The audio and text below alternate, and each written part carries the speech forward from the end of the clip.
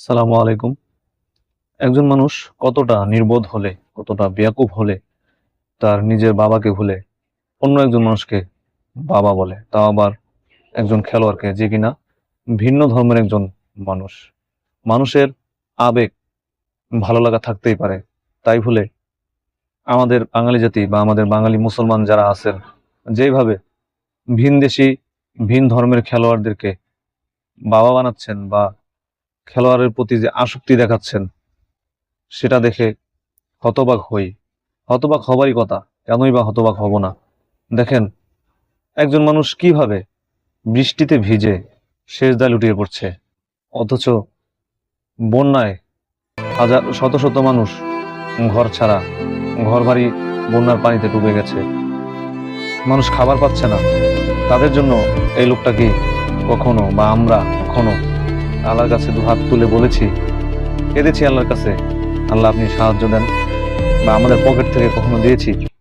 সেটা না করে কিভাবে আমরা ভিনদেশী খেলোয়াড়, ভিনদেশী ভিন্ন ধর্মের খেলোয়াড়ের প্রতি এতটাই আবেগপ্রবণ হয়ে গেছি যে সেই দেশের জার্সি পরে বৃষ্টিতে ভিজে আল্লাহর দরবারে মাথা ঠোকাচ্ছি। আমাদের মুসলিম জাতির কপালে দুঃখ আসবে না তো কার কপালে দুঃখ আসবে? দর্শক দেখেন, এই লোকগুলি এতটাই নির্বোধ হয়ে গেছে যা বলার ভাষায় নাই। একজন মানুষ কতটা নির্বোধ হলে নিজের বাবাকে ভুলে যেতে পারে?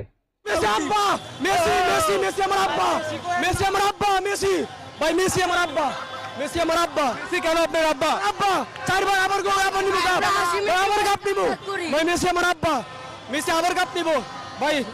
মেসি বড় ব্রাজিল বাবা, আবার নিব, আবার নিব।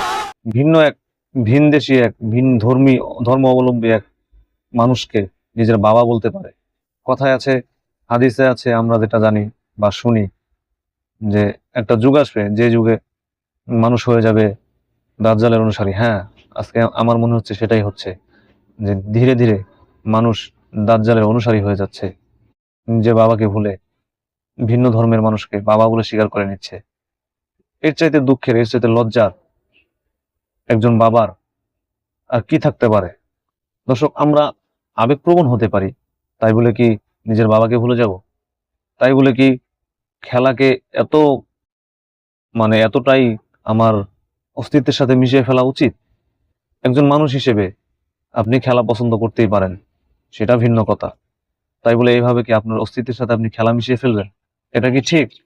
আপনার ভাবা উচিত যে আপনি কাকে বাবা বলছেন, কোন ধর্মের মানুষকে বাবা বলছেন, আদৌ সে আপনার ভালো চায় কিনা, সে আপনার কওমের জাত, আপনার ধর্মকে ভালোবাসে কিনা। আপনি এমন একজন মানুষকে বাবা বানাচ্ছেন যে দেশের প্রেসিডেন্ট ইসরায়েলের মতো একজন প্রধানমন্ত্রীর সাথে যার বন্ধুত্ব। বিশ্বকাপ দেখতে চান বিশ্বের অন্যতম সমালোচিত আর ঘৃণিত ব্যক্তি বেনিয়ামিন নেতানিয়াহু কোনো রাগঢাক না রেখেই নিজের সমর্থনের কথা গর্বভরে বললেন ইসরায়েল প্রধানমন্ত্রী। ואני אעמוד בה גם בעתיד. ইসরায়েলের সঙ্গে আর্জেন্টিনার ঘনিষ্ঠতা নতুন কোনো খবর নয়। অর্থনৈতিকভাবে এই দুই দেশের রয়েছে একাধিক চুক্তি। জাতিসংঘে ফিলিস্তিন ইস্যুতেও বরাবরই বিরোধিতা করে লাতিন দেশটি। בסוריה, שם אגב חיסלנו את כל... ওই ভালোবাসার প্রতিদান হিসেবেই বিশ্বকাপে আলবি সেলেস্তেদের সমর্থন দিচ্ছেন নেতানিয়াহু। অবশ্য সমর্থনের কারণটা শুধুমাত্র লিওনেল মেসি নন, আর্জেন্টাইন রাষ্ট্রপতি হাভিয়ার মিলে। আমি বিশ্বকাপে আর্জেন্টিনার দিকে নজর রাখি। জানেন কেন? মেসির জন্য না, মেসির আগে মিলে তিনি একজন সুপারস্টার। লাতিন দেশগুলোর মধ্যে সবচেয়ে ইহুদিবাদী নেতা হিসেবে পরিচিতি আছে হাবিয়ার মিলের। তার শাসনামলে ইসরায়েল আর্জেন্টিনার সম্পর্ক পেয়েছে অন্য উচ্চতা।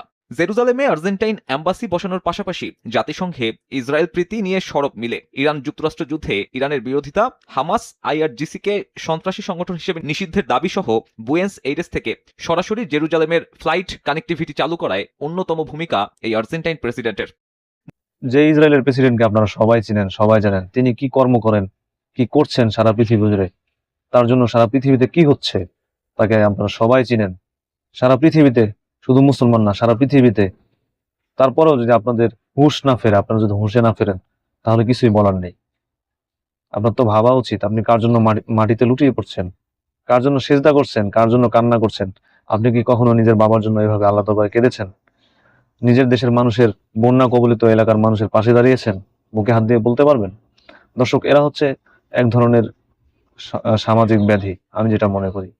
যদি তাই না হবে, তাহলে যে ব্যক্তি নিজের মা বাবার জন্য, যার দ্বারা সে পৃথিবীতে এসছে, তার জন্য না কেঁদে, তার জন্য আল্লাহ দরবারে না কেঁদে, নিজের লোকজনের জন্য না কেঁদে, নিজের দেশের মানুষের জন্য বিপদে পাশে না দাঁড়িয়ে যে অন্যের দেশের খেলা নিয়ে পড়ে থাকে, সে আর যাই হোক মানুষ হতে পারে না, আমি যেটি মনে করি। দর্শক, সবাই ভালো থাকবেন। আসসালামু আলাইকুম।